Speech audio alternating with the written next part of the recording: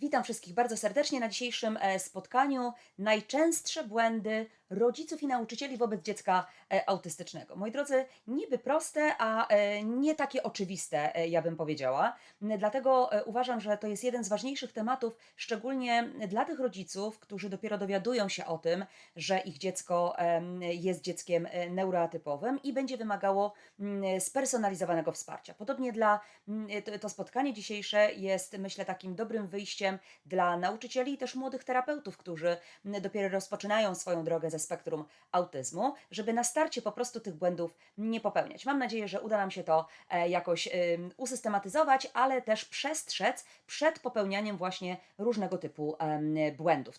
To jest nasz cel dzisiejszego spotkania.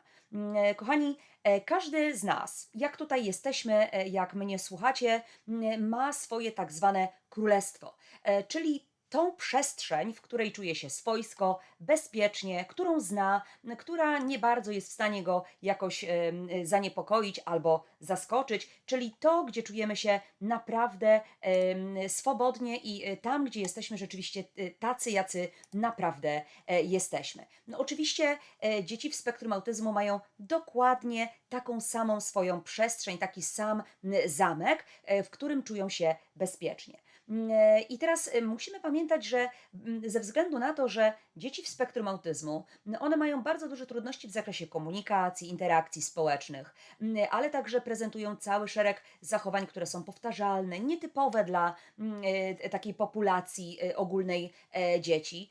Często też prezentują zachowania takie nieakceptowalne społecznie, tak, które często są nazywane niepożądanymi, tak naprawdę w zależności od tego, jakie kompetencje są w tym zakresie, różnie właśnie to bezpieczne zamczysko niejako będzie u tych dzieci wyglądało. Postrzegane przez dziecko autystyczne to, co je otacza, czyli cały świat ten neurotypowy, czyli ten inny niż jego, wiąże się z tym, że dzieci w spektrum autyzmu mają nieco inną perspektywę tego, z czym się na co dzień, na co się napotykają, z czym się spotykają. I oczywiście samo to, że świat, w którym żyją, jest dokładnie ten sam jak nasz, neurotypowy, natomiast sama perspektywa, sama percepcja odbioru, czy interpretacja tego świata bądź rzeczywistości bywa po prostu inna, ze względu na ten poziom odpowiedni dla danego dziecka właśnie w zakresie tej komunikacji czy interakcji społecznej. I moi drodzy, oczywiście im wyższe kompetencje, tym to zamczysko ma te drzwi szerzej otwarte, prawda? Zaprasza do swoich wnętrz innych bywalców. Natomiast im mniejsze kompetencje w tym zakresie, tym mury obronne takiego zamczyska są zdecydowanie wyższe i zdecydowanie potężniejsze. Natomiast bez względu na to, jakie te mury będą, to dla każdego z dziecka będzie to jego królestwo, w którym będzie czuło się bezpiecznie, które będzie chciało chronić przed intruzami, którzy jakkolwiek będą chcieli się wdrzeć do tego królestwa. I teraz, co ja mam tutaj na myśli, mówiąc o intruzach? Intruzami jesteśmy wszyscy my, wszyscy nauczyciele, wszyscy terapeuci, wszyscy dorośli, rodzice, opiekunowie i generalnie dorośli ludzie otaczający właśnie takiego małego człowieka autystycznego. Dlatego, że jeżeli my w sposób nieumiejętny, nieprawidłowy, być może zbyt nachalnie, być może zbyt szybko, być może poza zrozumieniem, czym jest spektrum autyzmu, będziemy chcieli się wedrzeć do tego królestwa, czyli będziemy chcieli bardzo mocno wkraczać w tą bezpieczną przestrzeń dziecka w spektrum autyzmu, może dojść do tego, że to królestwo naszego dziecka zacznie budować jeszcze większe mury, które obrosną licznymi takimi chwastami wręcz, gdzie nie będzie nas chciało do tego królestwa swojego dopuścić. I oczywiście ja nie mówię, że mamy sobie odpuścić absolutnie, natomiast mówię, że powinniśmy umiejętnie, kroczek po kroczku, bardzo ostrożnie wręcz wkraczać właśnie w bramy tego królestwa naszych dzieci, czyli przekraczać tę magiczną barierę, która niejako jest niewidoczna, ale jednocześnie istnieje i w jakimś stopniu zakłóca nam to porozumienie razem z dzieckiem. W pracy z dzieckiem w spektrum autyzmu, moi drodzy, nie działamy według jakiegoś konkretnego planu, który znajdujemy na internecie, albo wczytujemy się w jakiejś książce i o, już widzimy, że tak mamy z dzieckiem pracować. Prawda jest taka, że dużo czynników musi się zadziać, żebyśmy umiejętnie i poprawnie tak naprawdę pod kątem stymulacji rozwoju naszego dziecka, nauki, poprawy jego funkcjonowania, musi się dużo rzeczy zadziać, żeby rzeczywiście ta praca była właściwa, a oddziaływania na dziecko były bardzo mocno spersonalizowane. I teraz my w pracy z dzieckiem autystycznym mamy pewien szlak, pewien taki szkielet, według którego możemy pracować. To znaczy, że my mniej więcej wiemy, o co chodzi w pracy z dziećmi, natomiast nie ma konkretnego punkt po punkcie, według jakiej kolejności, jakiego czasu mamy co osiągać. Troszeczkę praca z dzieckiem autystycznym jest pracą intuicyjną, ale jednocześnie bardzo holistyczną i co najważniejsze, musi ona być funkcjonalna. To musi być taka praca, takie oddziaływania, które pomogą dziecku jak najlepiej funkcjonować zgodnie ze swoimi możliwościami, ale także, żeby dziecko mogło funkcjonować w tej przestrzeni świata neurotypowego, którą na początku odbiera jako chaos, jako jeden wielki bałagan i jako wielką, niebezpieczną przestrzeń, w której czuje się po prostu nieswojo. Te mury, które mogą się zadziać, moi drodzy, kiedy nasze dziecko ma zbyt niskie kompetencje, może być bardzo, bardzo wysoki i długo dla nas niedostępny. Z tej prostej przyczyny, że spektrum autyzmu jest niezwykle skomplikowanym zaburzeniem neurorozwojowym, ale także bardzo niejednorodnym. To znaczy, że jest też nieoczywistym, a więc nie jest proste tak naprawdę znalezienie odpowiedniego tego złotego środka na to, aby te dzieci wspierać, aby otwierać im ścieżki do prawidłowego i co najważniejsze optymalnego dla nich rozwoju. Oczywiście ja nie mówię absolutnie dobrze, usiądźmy w fotelu, załóżmy sobie ręce na ręce, nogę na nogę, pijmy kawkę i poczekajmy, aż ktoś za nas to zrobi. No bo ja przecież nie wiem, bo ja przecież nie umiem, a właściwie to czy to już należy, a może jeszcze poczekam, bo się coś zmieni. Nie, drodzy Państwo, najgorsze jest czekanie na zasadzie takiej, że ktoś za mnie to zrobi, albo jakoś to będzie, a może mu przejdzie, a może jej się poprawi.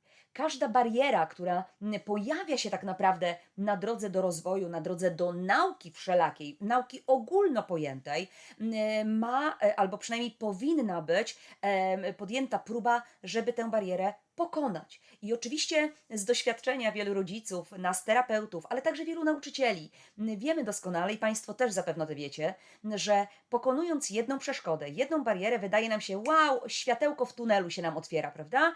Czyli już to wiadomo, że idziemy w dobrą stronę, w dobrym kierunku, czyli wychodzimy na prostą. A tu nagle za zakrętu wyłaniamy się i co? I pojawiają się dwie następne niespodzianki, czyhają na nas dwie kolejne kłody, które trzeba pokonać. I właśnie tak jest, że oddziaływanie, wsparcie, terapia, wspomaganie dzieci w spektrum autyzmu to jest nieustająca praca. To jest nieustające odkrywanie nowych szlaków, ale także czasami potrzeba zatrzymania się, a niejednokrotnie także cofnięcia się o 2 kroki wstecz, żeby dać dziecku solidny fundament do tego, aby miało na czym budować swój dalszy rozwój. I ta długofalowa, długoterminowa tak naprawdę podróż, ja ciągle mówię, że to jest taki maraton życiowy, nie jest pozbawiony błędów. I my mamy do tego, mamy prawo do tego, żeby te błędy popełniać, natomiast mamy też obowiązek, aby te błędy naprawiać, aby ulepszać siebie nawzajem, po to, aby naszym dzieciom żyło się po prostu lepiej. Dlatego dzisiejszy temat, czyli właśnie błędy, które mogą częściowo wynikać z niewiedzy, częściowo z takiej bezsilności, co ja przecież mogę zrobić, ale także czasami z takiej litości nad dzieckiem, bo on taki biedny, bo ona taka biedna, bo przecież ma spektrum autyzmu, więc z wielu rzeczy wiele rzeczy trzeba jej albo jemu odpuścić, wykonać za niego czy za nią, no bo przecież to jest spektrum autyzmu. Moi drodzy, taka króciutka dygresja. Jak zawsze chciałabym Wam bardzo serdecznie zaproponować moje dwie pozycje, które pewnie większość z Was, którzy śledzicie moje webinary, moje szkolenia, bywacie na szkoleniach stacjonarnych ze mną, znacie obie te pozycje. Niemniej jednak dla tych, którzy jeszcze nie wiedzą, że istnieją, to właśnie zachęcam i prezentuję Puzzle autyzmu, jak je ułożyć, a także Niedoskonała doskonałość. Są to dwie książki w całości poświęcone spektrum autyzmu, bardzo mocno praktyczne, z poradami, odpowiedziami na trudne pytania. Obie książki są dostępne tylko i wyłącznie na mojej stronie puzzleszkolenia.eu w zakładce sklep. Bardzo serdecznie polecam i nie musicie wierzyć mi na słowo. Pod każdą z tych książek na mojej stronie znajdują się polecajki od osób, które posiadają już tą książkę czy książki, przeczytali te książki. Tam są właśnie recenzje i opinie tych książek, więc zachęcam do zapoznania się z obiema pozycjami, żeby właśnie zgłębić tajemnice niejako i zawiłości, które pojawiają nam się w spektrum autyzmu. Zastanówmy się teraz, moi drodzy, czy nam jako rodzicom, nauczycielom, być może terapeutom, zdarzają się błędy, o których teraz sobie właśnie po kolei będziemy opowiadać. Pierwszy i chyba jeden z najcięższych błędów, wręcz można powiedzieć grzechów, jakie popełniamy względem dziecka w spektrum autyzmu, i to jest bez względu na to, czy jesteśmy nauczycielami, czy rodzicami, to jest nadmierne wyręczanie dziecka w spektrum autyzmu. To jest jedna z większych, można wręcz powiedzieć, tragedii dla samego dziecka. Dlaczego? Dlatego, że wyręczanie dziecka w najprostszych czynnościach, ale też nie dążenie do tego, żeby ono się uczyło pewnych czynności, sprawia, że ono przestaje być samodzielne. A samodzielność, moi drodzy, jest podstawą takiego absolutnie funkcjonowania osobistego, ale także w przestrzeni społecznej. Jeżeli dziecko nie jest samodzielne, to znaczy, że jest zależne od kogoś. I oczywiście, jeżeli dziecko ma lat 3, lat 4, to jakoś to jest, prawda, że pomagamy się ubrać, założyć kurteczkę, karmimy łyżeczką i tak dalej, i tak dalej. Natomiast w momencie, kiedy my nie uczymy tych kompetencji, to za chwilę się nawet nie zorientujemy, jak dziecko ma lat 15 i nadal nie potrafi się samodzielnie ubrać. Nie dlatego, że ma niepełnosprawność fizyczną w postaci braku rąk albo niepełnosprawności tych rąk, że te rączki się nie ruszają, tylko dlatego, że my ograniczyliśmy możliwość samodzielności tego dziecka, my jako osoby dorosłe. Proszę pamiętać, że kiedy człowiek jest samodzielny, czyli może wokół siebie wykonać mnóstwo rzeczy niezależnie od innych osób, czyli się ubrać, najeść, posprzątać, realizować swoje zainteresowania, zorganizować sobie czas wolny, ale także wiele innych takich codziennych rzeczy, to jest to osoba przydatna w społeczeństwie.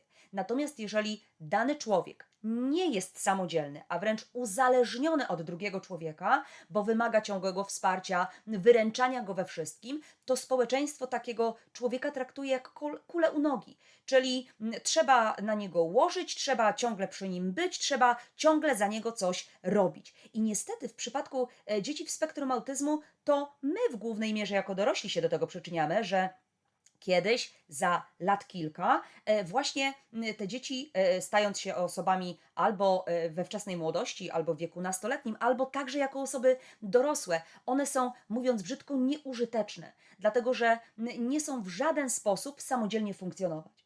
Wyręczając dziecko w takich podstawowych rzeczach, które ono byłoby w stanie wykonać, gdyby było skrupulatnie, sukcesywnie, kroczek po kroczku uczone, odbieramy mu możliwość normalnego, dla jego oczywiście optymalnego rozwoju, funkcjonowania. Odbieramy mu możliwość nauki, bycia takim potrzebnym, cennym nabytkiem dla społeczeństwa. Łatwo jest oczywiście nam, dorosłym, wykorzystać pewne ograniczenia naszego dziecka, aby opóźnić w ogóle naukę umiejętności życiowych. Tyle, że warto sobie zadać pytanie, czy warto. Czy warto czekać? Drodzy Państwo, i oczywiście ja nie mówię, że my mamy dziecko 3-letnie uczyć samodzielnego gotowania. Ja nie mówię, że my mamy dziecku wmawiać, jak ono ma robić sobie samodzielnie kanapkę, kiedy ma lat 3 czy 4. Absolutnie nie, bo te umiejętności życiowe są odpowiednie do wieku. Dziecko 3-letnie jest w stanie przynajmniej samodzielnie przełożyć sweter przez głowę, czy bluzę przez głowę. Nie, założenie skarpetek może być nadal dla niego bardzo, bardzo trudne, ale umiejętność powtarzania, skrupulatne dążenie do tego, żeby ta czynność się odbywała według łańcucha aktywności, gdzie częściowo dziecku jeszcze pomagamy, potem powolutku, kroczek po kroczku dziecko zaczyna robić to samodzielnie. Pomaga mu w tym, że ono kiedyś będzie niezwykle szczęśliwe z powodu tego, że robi to samodzielnie. Dlatego my nie możemy sobie tłumaczyć takiego wyręczania dziecka tym, że o, ja to zrobię szybciej, o, ja to zrobię dokładniej. Nie, no przecież on ma autyzm, więc jeszcze ma czas. Albo w ogóle nie, w szkole go nauczą. Albo może troszeczkę później zacznę go tego uczyć. Drodzy Państwo, w spektrum autyzmu nie ma czegoś takiego jak zacznę później. Oprócz tego, że jest taka zasada mniej znaczy więcej w spektrum autyzmu, to znaczy, a druga taka bardzo ważna zasada to jest wspieranie ciągłe i powtarzalne.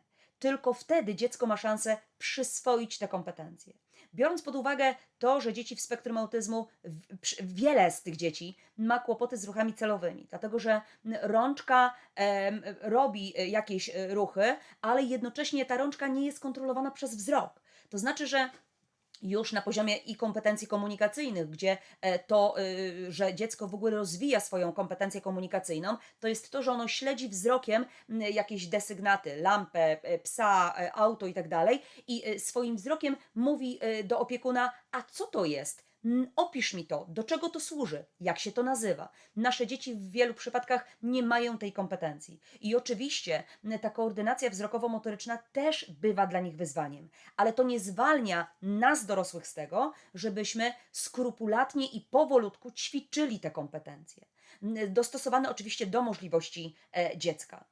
Pomoc i takie podpowiedzi, które dziecku wprowadzamy stopniowo, należy oczywiście w miarę nabywania umiejętności wycofywać, bo to właśnie zwiększa szanse na samodzielność. Natomiast wyręczanie dziecka w podstawowych rzeczach, które ono byłoby w stanie wykonać, może troszeczkę niedokładnie, może troszeczkę wolniej, ale jednak samodzielnie, ogranicza jego rozwój i naukę. I dopóki tego nie zrozumiemy, to cały czas będziemy te dzieci wyręczać. I znowu, drodzy Państwo, tutaj oczywiście pomoc terapeutów, pomoc nauczycieli jest niezwykle istotna. Dlatego, że nie wszyscy rodzice rozumieją, jak się to robi. A można wykorzystać co do tego na przykład łańcuchy aktywności, prawda? Gdzie jedno dziecko będzie potrzebowało zilustrowania czy zwizualizowania 3-4 kroków, inne będzie potrzebowało tych kroków na przykład 30 czy 40. Absolutnie każdy elemencik rozpisania będzie dla niego bardzo, bardzo istotny. Natomiast to jest kwestia tego, żeby taki rodzic czy opiekun był nauczony tego, że te poszczególne kroczki aktywności, czyli ten łańcuch aktywności, a więc pomoc w nabyciu samodzielnego działania przez dziecko, oprócz tego, że może trwać i wymaga od nas cierpliwości, to wiąże się z tym, że ten łańcuch aktywności, który jest zwizualizowany, czyli kroczek po kroczku, co dziecko ma wykonać w danej aktywności, dziecko realizuje od końca, czyli wszystkie wcześniejsze kroczki rozrysowanego czy zwizualizowanego planu aktywności realizuje osoba dorosła, a dziecko realizuje ostatni krok tej aktywności, którą zrobiliśmy. Czy to 4-elementową, czy 40-elementową, zawsze od ostatniego kroku. Czyli jeżeli uczymy dziecko korzystania z toalety, to znaczy, że rozpisujemy, co po kolei dziecko ma wykonać, od wejścia do toalety, zapalenia światła, po rozebranie się w tej toalecie i korzystanie z tej toalety, po oczywiście ubranie się, umycie rączek, czyli każdy ten element, z którym największe problemy u dziecka są wizualizowane, a następnie my pomagamy dziecku we wszystkich innych i na przykład dążymy do tego, żeby dziecko samodzielnie wrzuciło do kosza na przykład mokry ręcznik czy mokrą chusteczkę, którą była wytarta pupa, albo ręcznik, którym rączki były wytarte, tak? Jeżeli to jest papierowy ręcznik. Więc w zależności od tego, czy uczymy ubierania się, korzystania ze sztućców, właśnie toalety, tak można to rozpisywać i to pomaga dziecku być samodzielnym. Ale oczywiście, tak jak mówię, to wymaga cierpliwości i czasu. Wielu rodziców mówi tak, ja nie mam na to czasu, żeby to powtarzać w kółko, chodzić z jakimiś rozrysowanymi obrazkami, co on ma, czy ona ma po kolei wykonać. No pewnie, że łatwiej, żeby przełożyć dziecko tak sobie przez kolanko, wytrzeć mu pupę i gotowe, ubrać i idziemy dalej. Natomiast to nie uczy samodzielności. I może się okazać, że jeżeli dziecko nie będzie miało tego ćwiczonego, właśnie tego aspektu wycierania pupy, jako małe dziecko i sukcesywnie powtarzane tej umiejętności, to nagle się okaże, że mając 15 lat będzie musiało wchodzić do toalety z kimś, kto tą pupę mu wytrze, bo on w wieku 15 lat samodzielnie się nie nauczy tego robić, bo dlaczego ma się tego nauczyć, jak przez całe 15 lat życia ktoś za niego to robił. Więc warto to rozważyć i warto się nad tym, moi drodzy, zastanowić. Kolejny błąd, który zdarza nam się popełniać, to jest podporządkowywanie się rutynom, rytuałom dziecka i staramy się nie łamać tych rytuałów, które dziecko sobie wytwarza, dlatego że boimy się irytacji z jego strony. Nie wolę już robić tak, jak ono chce, bo inaczej krzyczy i piszczy. I oczywiście, drodzy Państwo, ja nie mówię, że mamy przewracać świat dziecka w spektrum do góry nogami, bo to nie o to chodzi. My mamy zagwarantować mu bezpieczeństwo, czyli obniżyć jego lęk, a lęk obniżamy dzięki pewnym stałym elementom. Natomiast to nie o to chodzi, abyśmy my i cały nasz świat był w 100% dostosowany do niejako, czasami się zdarza, że to są zachcianki dziecka w spektrum autyzmu. I teraz, jeżeli my ich nie pokonujemy, nie zwiększamy elastyczności naszego dziecka, to kiedy to nasze małe dziecko staje się nastolatkiem, to nagle ma zerową elastyczność poznawczą. Co za tym idzie, może mieć także liczne problemy. I te takie związane z uczeniem, i wchodzeniem w interakcje, i wiele innych trudności. Potrzeba stałości dnia jest absolutnie niepodważalna. Dziecko musi w swoim dniu mieć powtarzalne elementy, tak zwane kotwice dnia, żeby czuło się bezpiecznie, żeby wiedziało, co je spotyka, na co może liczyć, albo nawet te rzeczy, które są dla niego nieprzyjemne, a są zawarte w planie, wie, że kiedyś będą, potem się skończą i będzie coś innego. Dzięki temu, że mamy pewne rusztowanie tych stałości u dziecka, możemy też bardzo tak delikatnie wprowadzać również zmiany. Rutyna, niepodważalne bezpieczeństwo dla dzieci w spektrum autyzmu. Wszelkiego typu gwałtowne niespodzianki są oczywiście nieakceptowalne przez dziecko, często kończą się meltdownami, czyli tymi gwałtownymi wybuchami emocji, dlatego że poziom stresu u niego wzrasta, a więc wydobycie się kortyzolu, adrenaliny sprawia, że po prostu dziecko reaguje tak, jak potrafi najlepiej, czyli najczęściej używając po prostu zachowań niepożądanych. Ale nadal absolutnie nie zwalnia nas to z tego, żeby łamać takimi maleńkimi zmianami, drobnymi kroczkami te rutyny. Choćby, moi drodzy, sam fakt, kiedy mamy czy w klasie, czy w domu plan dnia, tak? Czyli wiemy, że w poniedziałek idziemy do przedszkola albo do szkoły, potem przychodzimy i na przykład idziemy na basen, albo jest czas wolny i tak dalej, i tak dalej. I może się zdarzyć tak, że w poniedziałek niby standardowo chodzimy na basen, ale w ten poniedziałek akurat nie możemy iść na basen, ponieważ, nie wiem, zamknięty jest basen, albo mamy wizytę u lekarza i tak dalej, to już z samego rana, jeżeli wiecie, że ten basen się nie odbędzie, na samo dzień dobry, kiedy dziecko ma szansę zerknąć na ten plan, warto zmienić na przykład taki obrazek z basenu na, czy znaczek zapytania, czy to, że na przykład idzie z tatą do parku, a nie akurat na basen. Takie małe kroczki uczą elastyczności, tej elastyczności, które dzieci w spektrum po prostu nie mają.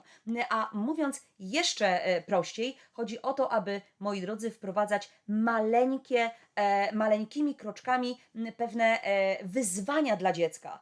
Rzucać mu takie, jak my to czasami nazywamy we Floortime, żartobliwe przeszkody, tak? Które jest w stanie pokonać. I oczywiście dla jednego dziecka taka przeszkoda będzie trwała 3 miesiące, kiedy ono będzie musiało to ćwiczyć. Dla innego dziecka będzie to łatwe przejście. Coś tam się zmieniło, ale okej, radzę sobie z tym. Pamiętajcie, moi drodzy, że dziecko, które ma bardzo niskie kompetencje komunikacyjne, związane z interakcjami społecznymi, to jest dziecko, które ma ogromny poziom lęku. To jest także to samo dziecko, które będzie bardzo skrupulatnie, praktycznie co do sekundy, przestrzegało planu dnia i swoich rytuałów. Dziecko, które jest bardziej elastyczne, czyli które ma większe kompetencje, u którego poziom lęku jest zdecydowanie niższy, dużo łatwiej i spokojniej będzie reagował na, drodzy Państwo, na zmiany, które mogą gdzieś się w życiu zadziać. Tutaj na tej grafice macie rozrysowane, jak można dziecko oswajać z pewnymi wyzwaniami, czyli z takimi schematami działania, o które u dziecka mogą występować. Zobaczcie na przykład strach przed wejściem do auta. Tutaj oprócz tego, że możemy zanim dziecko w ogóle wejdzie do auta, możemy spróbować wprowadzić mu albo jakąś bajkę o autach, albo jakieś kolorowanki, albo kupić jakąś zabawkę związaną z autem. Potem możemy zastosować strategię, że w aucie zostawiamy ulubioną zabawkę dziecka, po to, aby otworzyło dziecko drzwi i tylko rączką sięgnęło taką zabawkę. Czy za każdym razem ta zabawka jest troszeczkę głębiej w tym aucie kładziona, żeby dziecko musiało ten krok do auta zrobić, żeby musiało kucnąć gdzieś na tym siedzeniu. I stopniowo jakby oswajamy dziecko z taką przestrzenią. Oczywiście nasze dzieci mogą mieć bardzo różne lęki i właśnie w ten sposób się dzieci oswaja z takimi lękami i łamie te pewne schematy, które ograniczają także funkcjonowanie całej rodziny. Kolejny błąd to nieumiejętność udzielania skutecznych instrukcji. To jest, znowu powiedziałabym wręcz temat rzeka, dlatego że my ciągle się wzbraniamy przed tym, co jest oczywiste, gdzie ta wiedza jest absolutnie powszechna. Bo, drodzy Państwo, my mamy taki kłopot z tym, że niektórzy z nas przez to, że widzą dziecko w spektrum autyzmu, a więc dziecko z niepełnosprawnością niewidoczną, to oprócz tego, że oczekujemy dokładnie tego samego, co od dzieci neurotypowych, to bardzo często jest tak, że się w ogóle nie zastanawiamy, że dziecko może tego nie zrobić, albo jak ono może tego nie rozumieć. No może, okazuje się, że może nie rozumieć i może mieć z tym ogromną trudność, ponieważ wiele aspektów się na to składa. Wielokrotnie już o tym opowiadałam. Natomiast, moi drodzy, my musimy pamiętać o jednej ważnej zasadzie. My musimy się upewnić, że wydajemy dziecku polecenie, a nie prośbę. To po pierwsze. Czyli zamiast mówić, czy chcesz zejść na chodnik, tak nie mówimy do dziecka. Jeżeli ono chodzi po murku, jest szansa na to, że ono spadnie i sobie rozbije kolano, to my nie mówimy do dziecka, czy zechciałbyś zejść na chodnik. Tylko mówimy zejdź z murku, czyli wydajemy polecenie, a nie pytamy. Ani nie prośbę wydajemy, tak? Tylko konkretne polecenie. To, czego oczekujemy, żeby dziecko zrobiło. Również musimy się upewnić, że dziecko jest w stanie zrobić to, o co prosimy, czy jakie polecenie wydajemy. Bardzo często mamy taką tendencję do tego, że my zalewamy dzieci komunikatami. Sprawiając, że dziecko, a właściwie mózg naszego dziecka kompletnie nie ma szans na przetworzenie tej informacji. Dlatego, że oprócz tego, że być może ma zaburzenia sensoryczne, to ma zaburzenia przetwarzania słuchowego. Być może samodzielnie również nie werbalizuje, a my wydajemy polecenie składające się z 8, 10, 15 wyrazów i liczymy na to, że dziecko zrozumie i wykona. Nic bardziej mylnego, moi drodzy. Pamiętajcie o tym, że dziecko, które nie werbalizuje, czyli dziecko, które nie mówi po prostu, ono nie jest w stanie zareagować na polecenie Kuba, proszę przyjdź do mnie i siadaj na krześle. Przede wszystkim może nawet w ogóle nie rozumieć swojego imienia. Dzieci, które nie mówią, czyli nie werbalizują, to są dzieci, które mają szansę zareagować na polecenia jednowyrazowe. Chodź, siadaj i żadne inne. Dlatego, że ich mózg nie jest w stanie tego przetworzyć, bo mowa ludzka jest najtrudniejsza do zrozumienia i interpretacji. Dlatego, że oprócz tego, że trzeba zrozumieć sens poszczególnych wyrazów, słów, które do dziecka docierają, to jeszcze trzeba umiejętnie zinterpretować cechy prozodyczne tego języka, czyli melodię, akcent, czy to jest zdanie oznajmujące, rozkazujące, pytające. To są czynniki, które trzeba skumulować w sobie i dopiero wiarygodnie stworzyć reakcję adaptacyjną, czyli zareagować na to polecenie. Więc to jest za trudne dla wielu z tych dzieci. Z drugiej strony wiemy doskonale, że cała masa dzieci w spektrum autyzmu ma znakomicie rozwinięte struktury korowe odpowiedzialne za wizualizację. I to nie jest taki wymysł, że jedna, druga, trzecia, piąta terapeutka sobie wymyśliła, dobra, robimy plany dnia, dobra, robimy harmonogram dnia, plany aktywności, wstawiamy mnóstwo zdjęć i różne grafiki, bo to fajnie wygląda w klasie, albo fajnie w zaleceniach wygląda. Nie, drodzy Państwo, to jest te wszystkie wizualizacje, książki do komunikacji, gdzie są pewne obrazki powstawiane, być może zdjęcia oryginalnych jakichś desygnatów, rozpisanie, tak jak tutaj widzicie na slajdzie, Kuba ubiera się. To jest wszystko to, co my wiemy na temat tego, jak funkcjonują dzieci w spektrum autyzmu. A one funkcjonują dzięki wizualizacji w dużej mierze. To znaczy, że one odczytują i uczą się niejako zapamiętując pewne obrazy. Tak jakby sobie fotografowały poszczególny cykl działalności i one będą w stanie dłużej zapamiętać pewną instrukcję, a tym samym samodzielnie ją wykonać. Natomiast kiedy my ograniczamy nie wykorzystujemy tej mocnej strony tych dzieci, tylko cały czas do nich, mówiąc brzydko, gadamy, to małe szanse na to, żeby dziecko na to zareagowało, bo struktury korowe odpowiedzialne za przetwarzanie słuchowe są 10-krotnie słabsze niż te wizualne u dzieci w spektrum.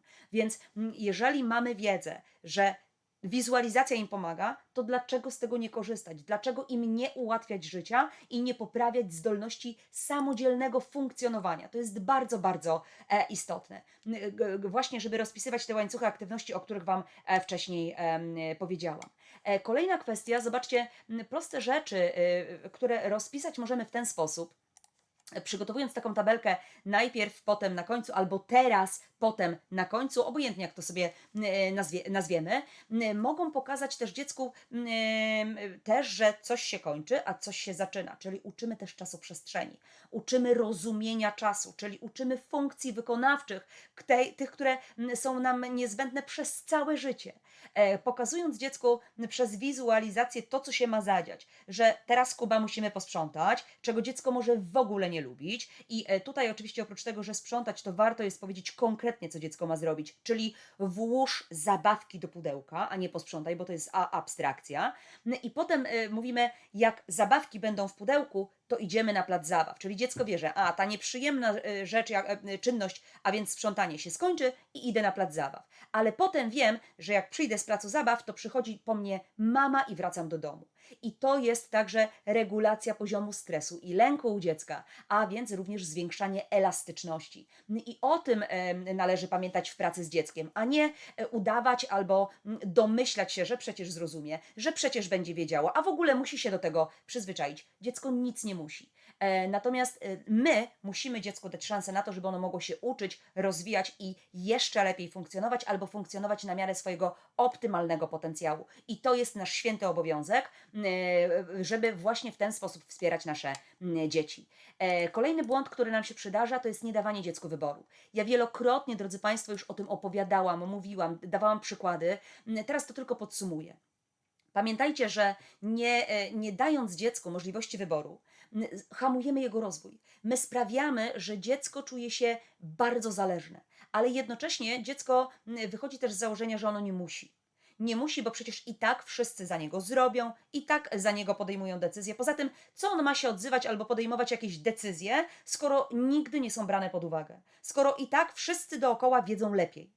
I moi drodzy, podejmowanie albo dawanie dziecku wyboru, wcale nie chodzi o to, że to ma być walka na śmierć i życie. To nie chodzi o to, żebyśmy dywagowali sobie albo mówili o tym, że Boże, masz decydować o jakichś największych decyzjach naszego życia, że pojedziemy do Hiszpanii albo nie, pojedziemy do Chorwacji na wakacje.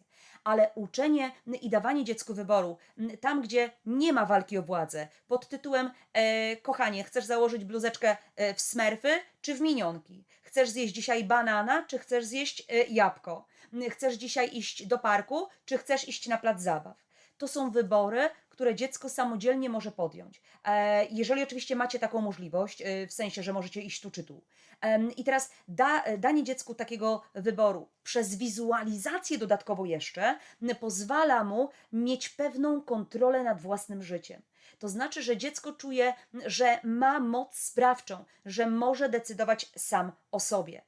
To także wspiera jego dalsze bezpieczeństwo, moi drodzy, bo nie dając dziecku wyboru, uczymy go bezwzględnego posłuszeństwa. Uczymy go takiej zasady, że dorosły ma zawsze rację. Twoje zdanie się nie liczy. I kiedyś w przyszłości Kiedy nasza córka będzie miała lat naście, uczona właśnie schematu takiego, że ma być posłuszna, bo tylko dorosły wie, co robi, może być bardzo łatwym kąskiem i ofiarą różnego typu przestępstw. Warto się nad tym zastanowić. Natomiast nam jest prościej narzucać dziecku naszą wolę, wychodząc z założenia, że przecież my wiemy lepiej, ono nie potrafi, ono nie rozumie, a w ogóle przecież ono nie wie, co jest dla niego lepsze. To, czy ono nie wie, że to jest dla niego lepsze, albo że bardziej ma na to ochotę, to ty na pewno nie wiesz, bo nie dajesz mu też szansy na to, żeby mógł podjąć taką decyzję. I moi drodzy, jeżeli my nie dajemy wyboru naszym dzieciom, to zamykamy możliwość elastyczności i wprowadzamy duże ryzyko tego, że dziecko będzie, powtarzam raz jeszcze, łatwą ofiarą różnego typu przemocy. Dlatego warto się nad tym, moi drodzy, zastanowić, czy nie lepiej zwiększyć elastyczność i poznawczą, i ogólnie pojętą elastyczność, właśnie wprowadzając drobne wybory. Dlaczego bywa tak, że dziecko, które w spektrum autyzmu przychodzi do przedszkola albo do szkoły, to pani nauczycielka mówi: tu jest twoje miejsce, to jest twoje krzesło, tu jest twój wieszak, tu masz wieszać swoją kurtkę. Dlaczego, mając na uwadze, że to jest spektrum, trudności komunikacyjne, być może społeczne, dziecko powinno siedzieć w pierwszej ławce, więc mam pierwszą ławkę, gdzie mam dwa krzesełka. Dlaczego nie powiedzieć dziecku: Kubuś, chcesz siedzieć tu czy tu?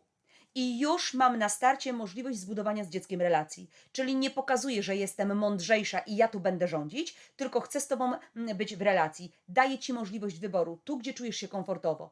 I to o to chodzi w pracy z dziećmi w spektrum, a nie takiego szablonowego ich traktowania i stawiania tak naprawdę pod murem braku decyzyjności. Warto się nad tym zastanowić, a niestety często nam tego brakuje. Kolejna kwestia: zbyt duży nacisk na zbędne rzeczy. O co w tym błędzie chodzi? Moi drodzy, przede wszystkim nie wiem, czy pamiętacie mój webinar Lekarstwo na spektrum autyzmu, który był przewrotnym tematem, a w którym bardzo szczegółowo opowiadałam właśnie na temat i biomedycznego leczenia, i różnych cudownych lekarstw.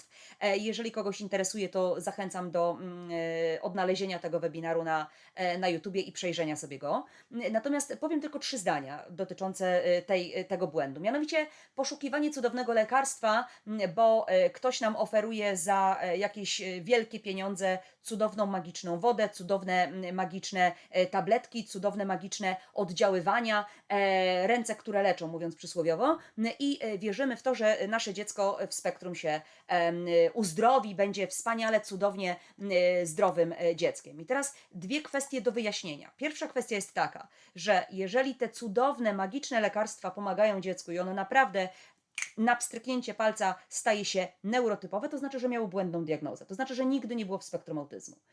Czyli ktoś się gdzieś tam pomylił.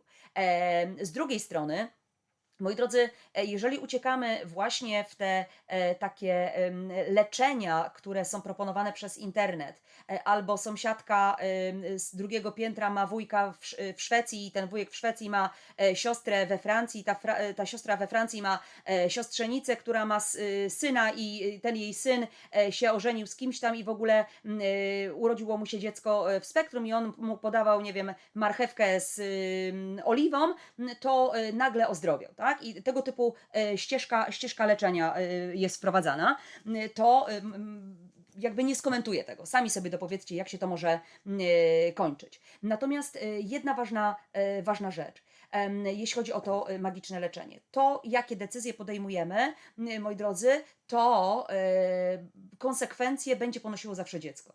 Natomiast jedna ważna zasada. Zamiast, moi drodzy, myśleć, że jadąc na wczasy z delfinami, nasze dziecko nauczy się mówić od delfinów, no to ja bym chciała poznać taką rodzinę, która rzeczywiście pojechała z dzieckiem na delfiny i ono nagle zaczęło mówić. Bo ja jeszcze nie słyszałam, żeby delfin mówił, a już na pewno nie słyszałam, żeby dziecko po spotkaniu z delfinem zaczęło mówić.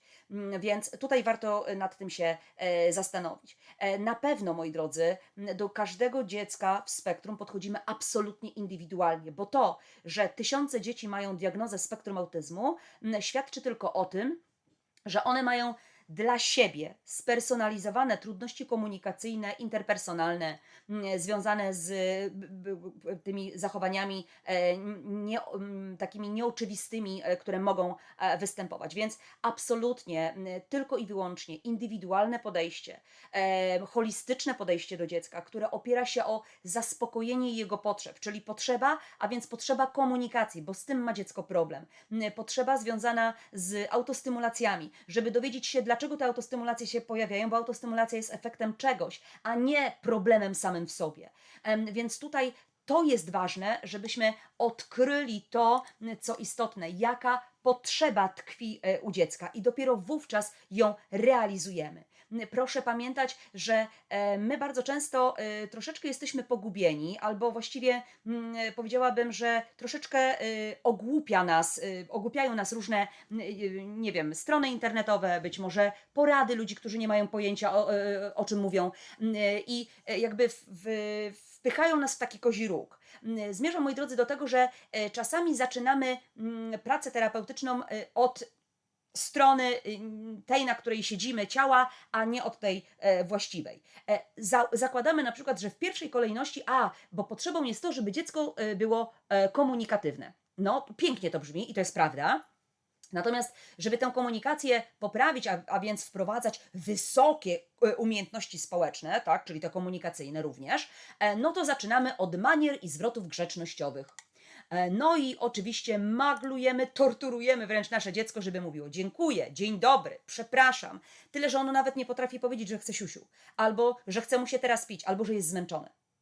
Więc trzeba się zastanowić, jaka potrzeba komunikacyjna jest tu i teraz dziecku potrzebna do tego, żeby ono było funkcjonalne, żeby ten komunikat, który dajemy dziecku, był funkcjonalny, a więc użyteczny dla dziecka, a nie dla społeczeństwa jeszcze na początku. Bo dziecko w pierwszej kolejności nie musi wiedzieć, że ma powiedzieć dzień dobry pani na przystanku, tylko ma mieć możliwość powiedzenia czy zakomunikowania, bo komunikacja to nie jest to samo co mowa, że aktualnie na przykład chce odpocząć, albo że jest zmęczony, potrzebuje przerwy, albo że chce się napić wody, a nie soku. To jest jego główna potrzeba w chwili obecnej, a nie to, żeby mówiło dziękuję i dzień dobry, bo na to przyjdzie czas. Dlaczego my się skupiamy właśnie na tych kompetencjach w stosunku do dzieci właśnie neuroróżnorodnych, tych ze spektrum, tych z zespołem nadpobudliwości? Przyjrzyjcie się dzieciom neurotypowym, jak wiele z nich w ogóle nie ogarnia tych zwrotów grzecznościowych. One wchodzą bardzo często na przykład do klasy i mówiąc brzydko, zachowują się jakby wchodzili do obory. Nie mówią dzień dobry, nie mówią do widzenia, a od dzieci w spektrum się tego wymaga. Więc siły na zamiary, ale przede wszystkim kompetencje osób dorosłych. Co dziecku jest potrzebne, czyli zbędne rzeczy nie wchodzą w grę.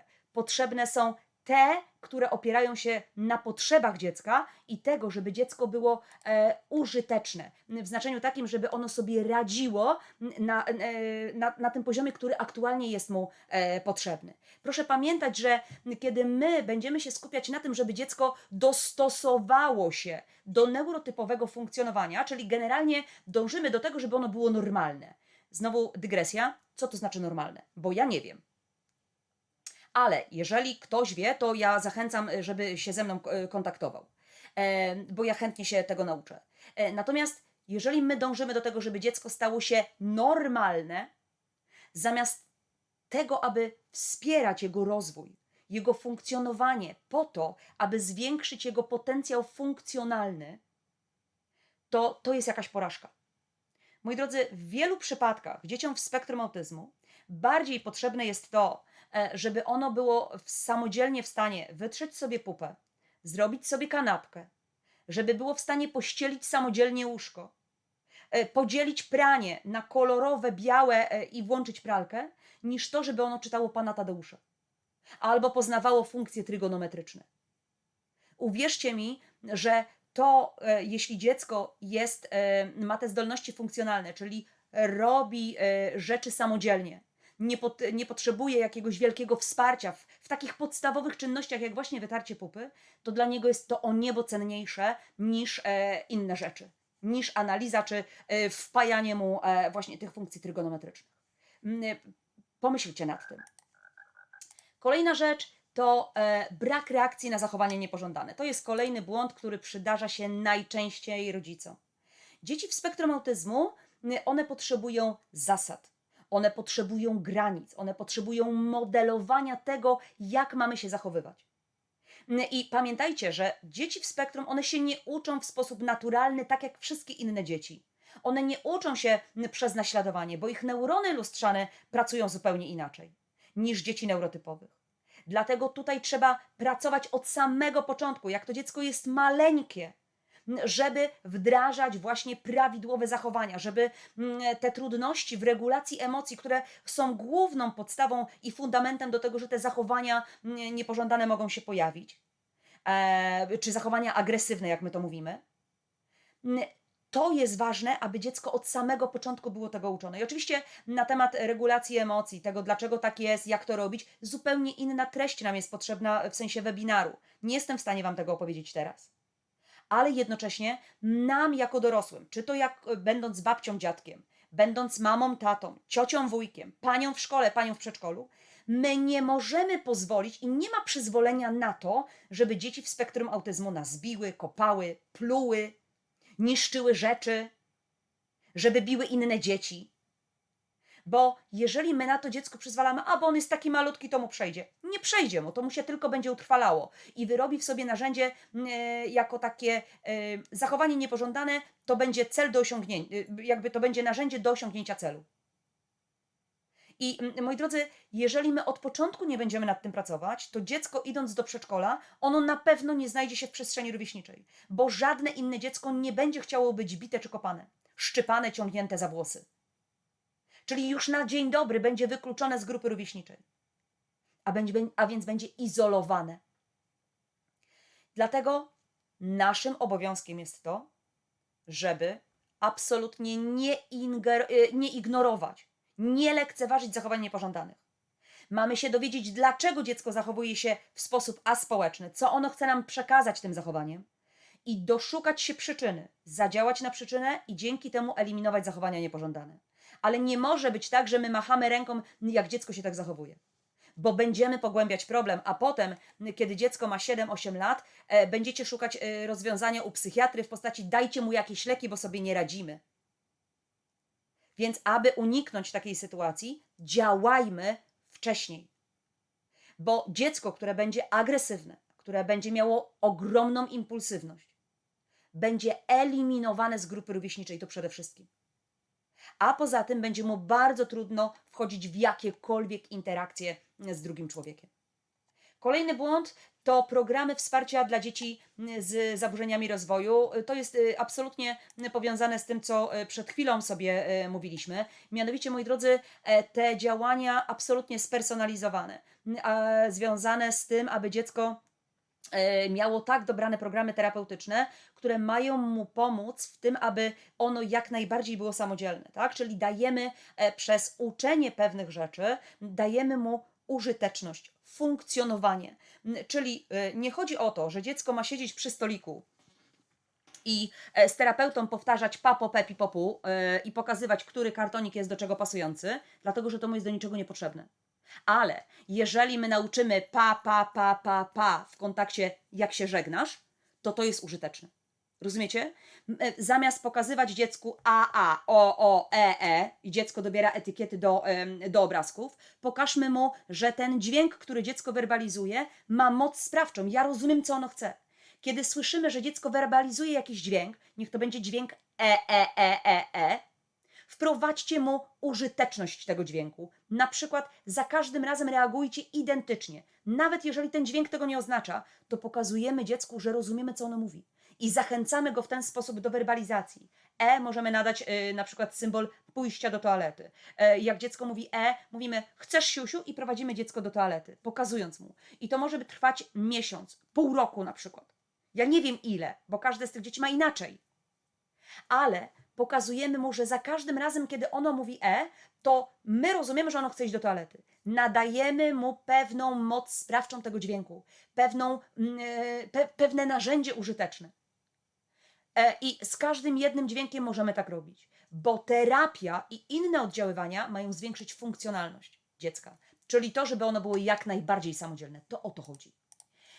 Zbyt duża ilość terapeutów to kolejny błąd i znowu tu jest kwestia błędu, który popełniają rodzice. Każdy kolejny terapeuta, który wchodzi jakby na ścieżkę terapeutyczną u dziecka, przede wszystkim musi je poznać.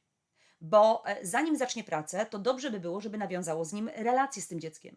Bo jak nie nawiąże relacji, to dziecko albo będzie zapierało się nogami i rękami przed wejściem do gabinetu, albo w ogóle już siadając do auta będzie płakało, że tam nie chce jechać. Każdy terapeuta ma też absolutnie inne preferencje metodyczne, czyli działa inną metodą. Ma inny plan na dziecko.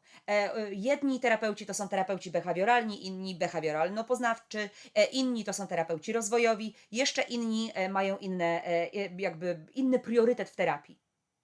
Każdy terapeuta ma też inną osobowość, inny temperament. Jeden będzie mówił szybciej, drugi będzie wolniej mówił. Jeden będzie wolał tarzać się z dzieckiem po podłodze, a drugi na siłę będzie wsadzał go do stolika i przytrzymywał, żeby przy tym stoliku był. Więc dobór terapeutów to przede wszystkim taki terapeuta, który pasuje zarówno dziecku, jak i rodzicowi. To jest terapeuta, który potrafi nawiązać relacje z dzieckiem. Ale to też nie chodzi o to, że dziecko ma chodzić do terapeutów 7 dni w tygodniu. Dlatego, że każda praca, jaką dzieci w spektrum wykonują, to jest ogromny wysiłek dla tych dzieci. Pamiętajcie, że dzieci w spektrum autyzmu, one 10-krotnie więcej czasu poświęcają na pracę niż dzieci neurotypowe. A więc gdzie one mają czas na odpoczynek? A mają takie prawo. Ja sobie nie wyobrażam, że mama 4-letniego dziecka w spektrum umawia go na terapię na godzinę 19. To jest, moi drodzy, trochę tak, to jest absolutnie poza akceptacją dziecka. Bardziej to jest zaspokojenie jakichś własnych ambicji mamy albo taty. Bo on jeszcze musi. Nie, nie musi. A na pewno nie musi być 7 dni w tygodniu w terapii, u terapeutów. Bo terapia trwa przez całe 24 godziny. A nie tylko jazda od lekarza do lekarza, od terapeuty do terapeuty. Siły na zamiary. I oczywiście współpraca między terapeutami, jeżeli tych terapeutów jest kilku, jest absolutnie niezbędna. Żeby jeden nie wykluczał pracy drugiego. Kolejny błąd to lekceważenie znaczenia rodziców w procesie terapeutycznym. My musimy wreszcie sobie uświadomić, że rodzic to sprzymierzeniec, nie wróg. I oczywiście notorycznie, non-stop wręcz, moi drodzy, jakby natrafiamy na taką niejaką minę. Nauczyciele twierdzą, że rodzice są trudni, że rodzice są roszczeniowi, że wiecznie im coś nie pasuje, a sami nic nie robią. Z kolei rodzice twierdzą, że nauczyciele są oziębli, brak im empatii, kompletnie nie zajmują się ich dzieckiem. I każda z tych grup ma rację. Nauczyciele, na barkach których spoczywa cała masa rzeczy, bo oprócz tego, że w klasie ma 20 parę dzieci, z czego część wymagałaby diagnozy, której nie posiadają, ale wsparcia potrzebują. Dodatkowo w klasie może mieć 5-8 dzieci z jakimiś diagnozami. Nauczyciel współorganizujący jest albo go nie ma, albo jest tylko od czasu do czasu na kilka godzin, no bo przecież gmina i dyrekcja pieniędzy nie ma. Dodatkowo nauczyciel oprócz tego, że ma uczyć, nauczać, to ma jeszcze indywidualnie podchodzić do każdego z uczniów. Ma wspierać jego potrzeby. A jeszcze najlepsze do tego wszystkiego jest to, że jeszcze ma całą masę papierologii. No i jeszcze przydałoby się, żeby z każdym rodzicem indywidualnie porozmawiał i powiedział coś fajnego na temat dnia danego dziecka. Z kolei rodzic może być taki, który w domu nie bardzo robi cokolwiek z dzieckiem, woli wozić, płacić za różnorakie terapie i wymagać.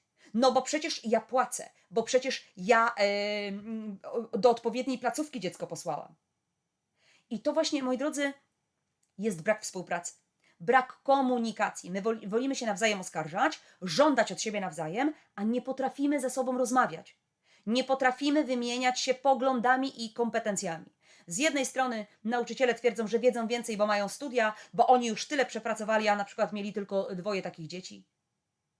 Rodzic z kolei uważa, że ten nauczyciel kompletnie nie ma pojęcia. Bo co on może wiedzieć o tym, jak wyglądają wakacje z takim dzieckiem? Albo weekend, kiedy jest czas niezorganizowany. I znowu oboje mają rację. Natomiast dopóki nie zrozumiemy, że my musimy grać do jednej bramki, że my musimy się nawzajem szanować, musimy się wsłuchiwać w to, co mówi ta druga strona, bo tylko wtedy znajdujemy złoty środek.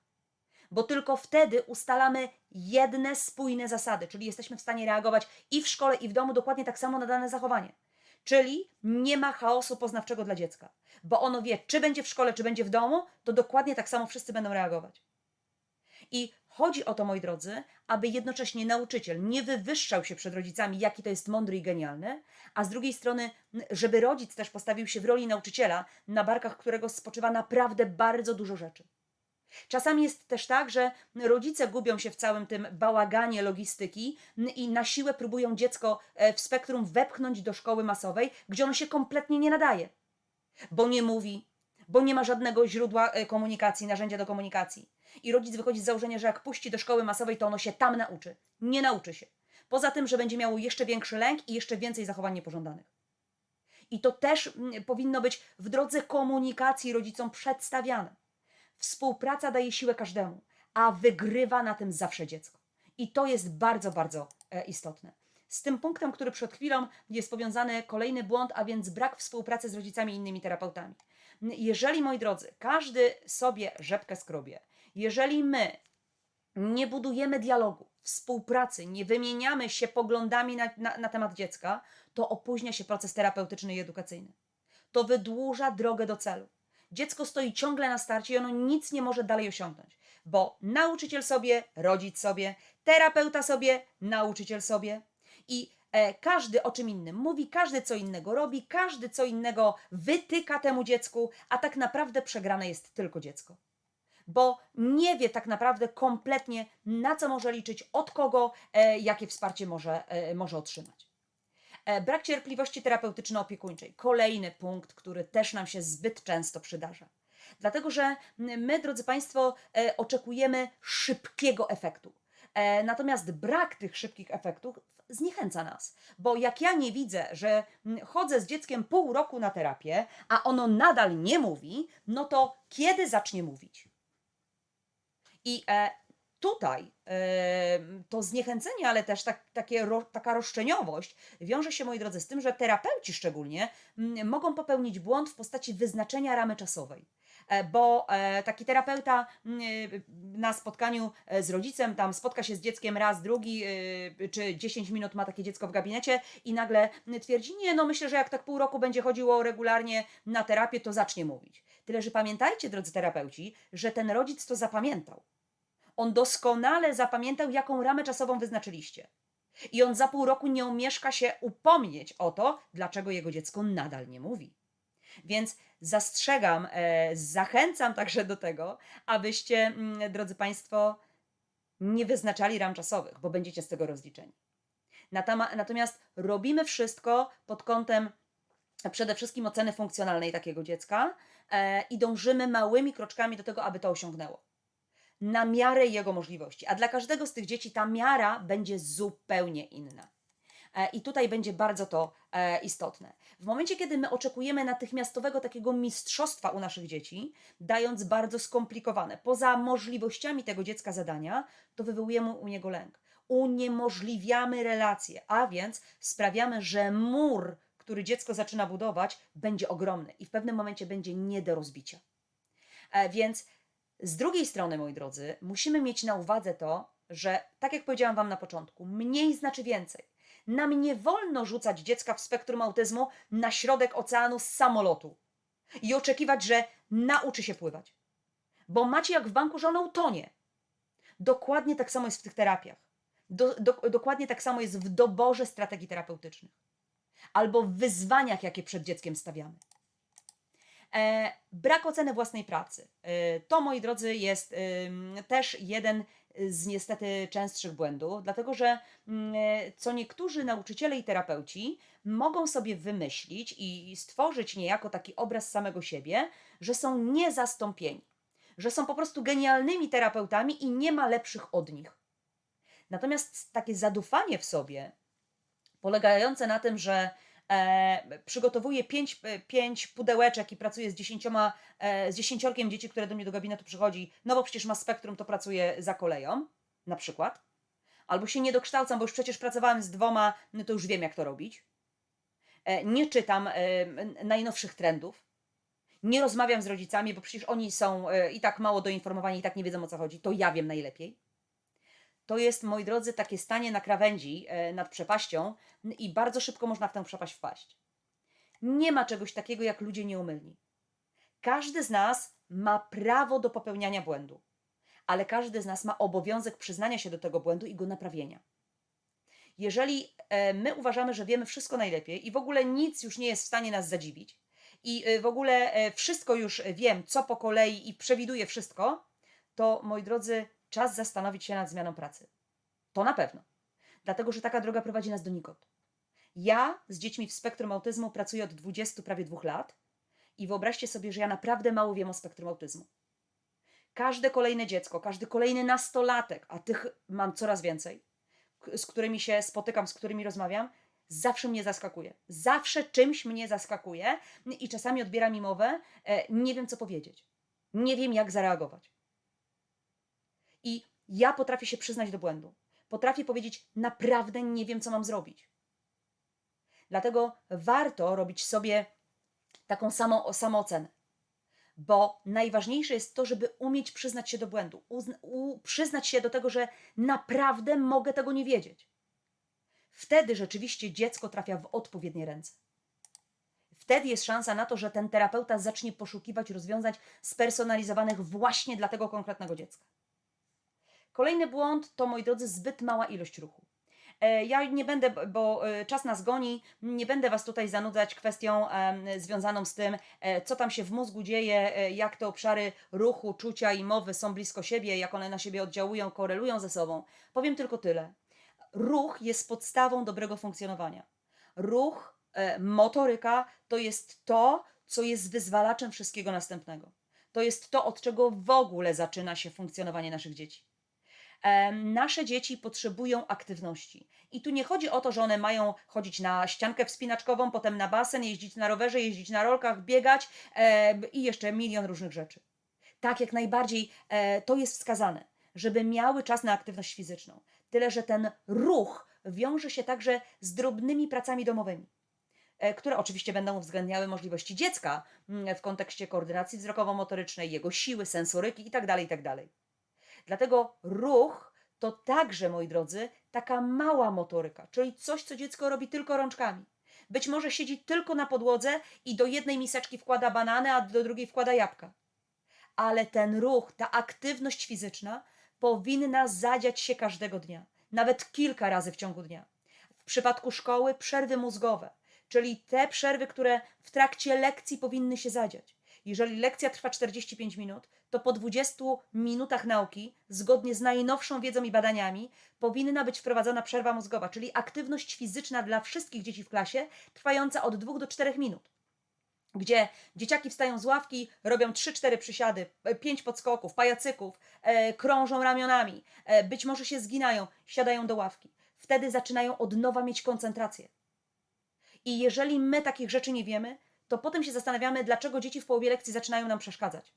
No właśnie dlatego, że one już nie funkcjonują. One potrzebują ruchu i aktywności, żeby uruchomić odpowiednie struktury w mózgu, które pozwolą im się od nowa skoncentrować.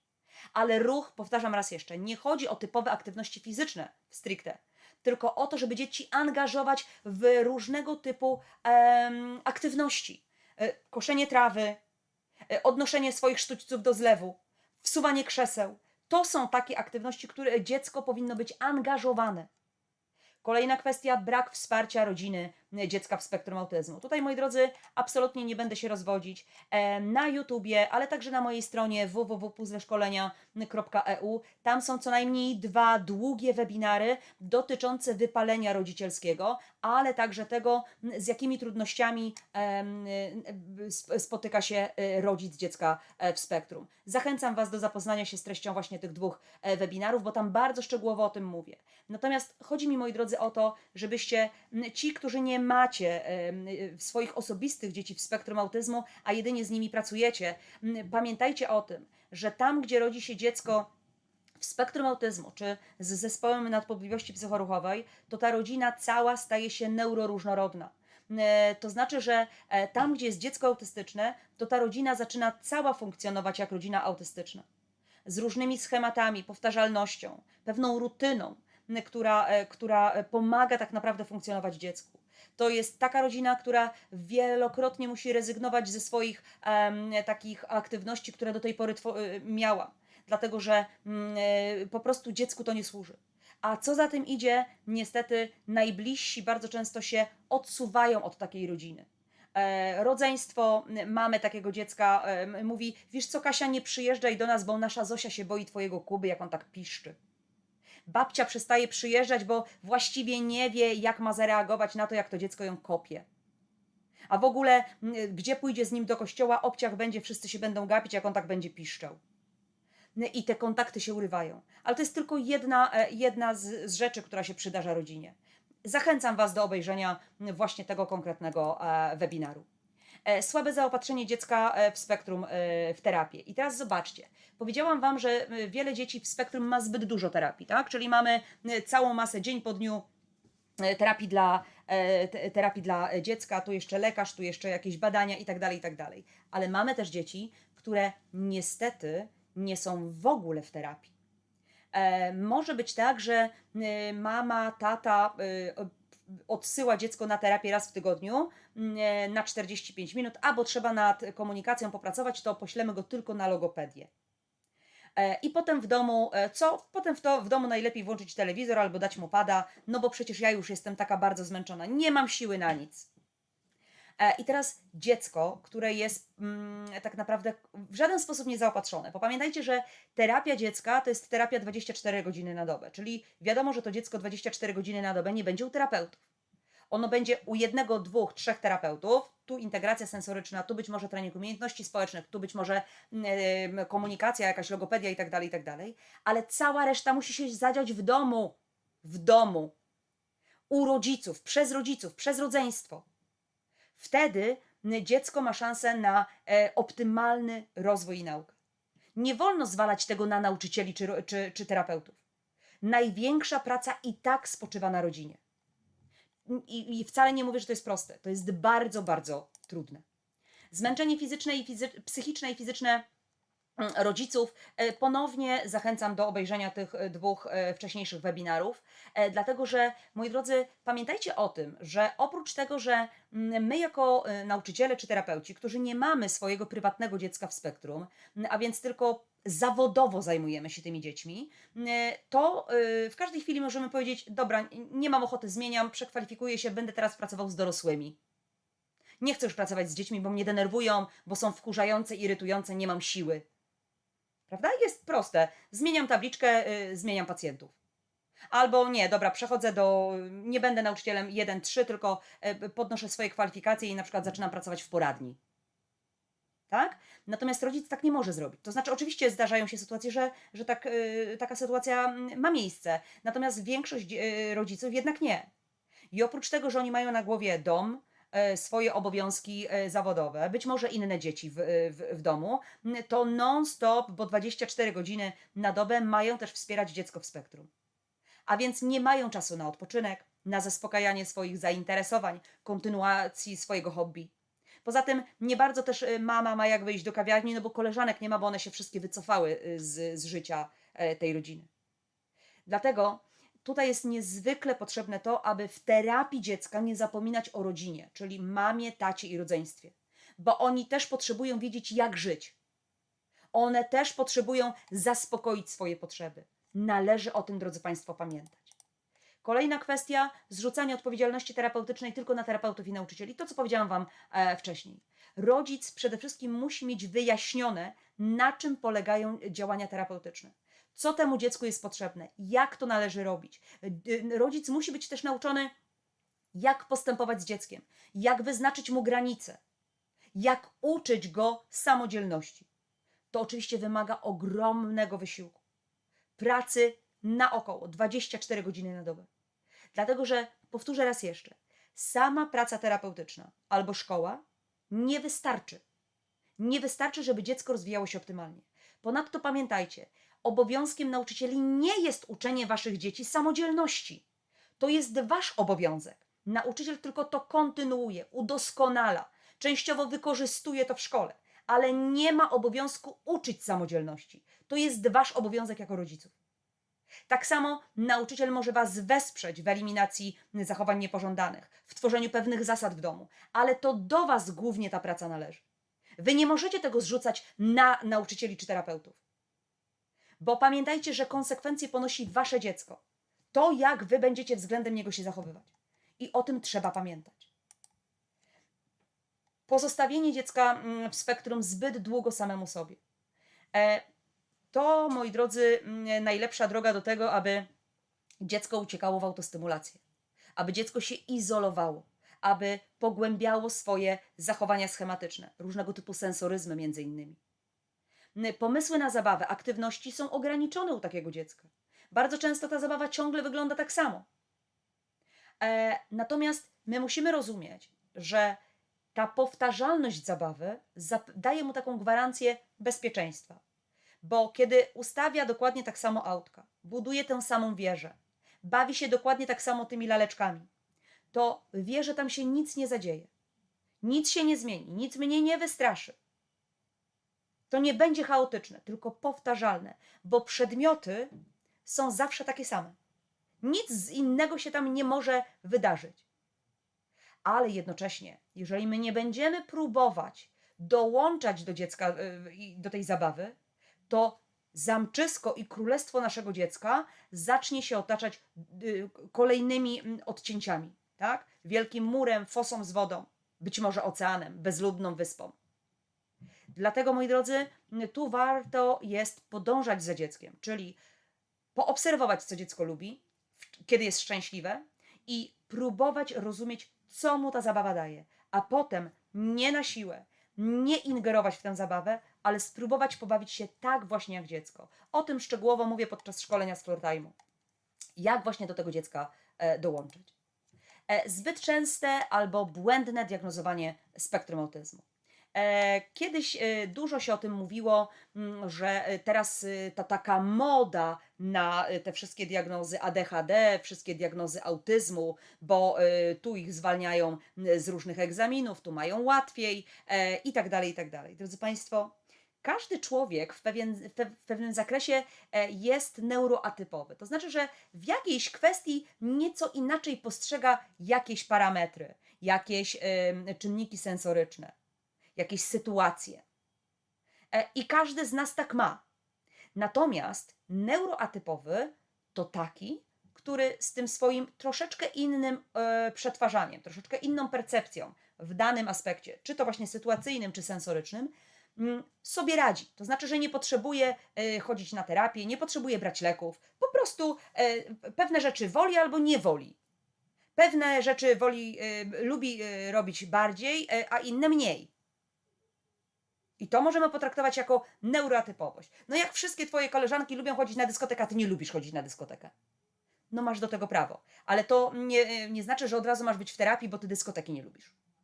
Natomiast dzieci w spektrum autyzmu to są dzieci, które my bardzo często oczywiście nazywamy neuroatypowymi. Ja ostatnio, nie wiem czy ostatnio, ale jakiś czas temu mówiłam Wam różnicę między neuroatypowością, neuroróżnorodnością, a samym spektrum autyzmu. Że tutaj trzeba ostrożnie z tymi terminami się jakby posługiwać. Ale to znowu, drodzy Państwo, odbiegam od tematu. Natomiast chodzi mi o to, żebyście pamiętali, że jeżeli dziecko ma spektrum autyzmu, to znaczy, że ono potrzebuje spersonalizowanego wsparcia. Ono potrzebuje autentycznej pomocy, ponieważ trudności wynikające z zaburzenia ze spektrum są autentycznymi trudnościami i problemami, które zakłócają jego rozwój, naukę i funkcjonowanie. Osoba neurotypowa, jak każda z nas może taka być, w jakimś zakresie, nie potrzebuje takiego wsparcia, bo my sobie radzimy, to nie zakłóca naszego funkcjonowania w społeczeństwie. A zaburzenie, jakim jest neurozaburzenie rozwojowe, jakim jest spektrum, już niestety zakłóca to funkcjonowanie. Nawet te dzieci, które mają wysokie kompetencje maskowania spektrum, one też potrzebują wsparcia, choćby w kontekście terapii związanej z takimi sytuacjami społecznymi czy komunikacyjnymi, bo one mówią pięknie, ale mają kłopot z komunikacją swoich potrzeb na przykład. I tu o to chodzi. Moda modą, jakby ktoś to powiedział, ale jeżeli dziecko ma autentycznie problemy, to nie jest naddiagnozowanie. Dzisiaj można śmiało stwierdzić, że w przypadku osób dorosłych my mamy niedodiagnozowanie, dlatego że wśród dzieci coraz lepiej sobie radzimy z diagnozami. I proszę pamiętać, żeby nie powielać takiego błędu, bo jest moda, bo jest zbyt dużo tych diagnoz, bo oni chcą coś dostać. Powiem Wam, że rozmawiając z pierwszym lepszym rodzicem dziecka w spektrum autyzmu, bo ktoś powie, a bo on dostaje kasę na to dziecko, a bo on ma jakieś tam zniżki, a bo dostał laptopa, a bo coś tam dostał. Powiem Wam, że oni, każdy jeden z nich, powiedziałby: weź sobie to, ale niech moje dziecko będzie zdrowe. Niech moje dziecko będzie neurotypowe.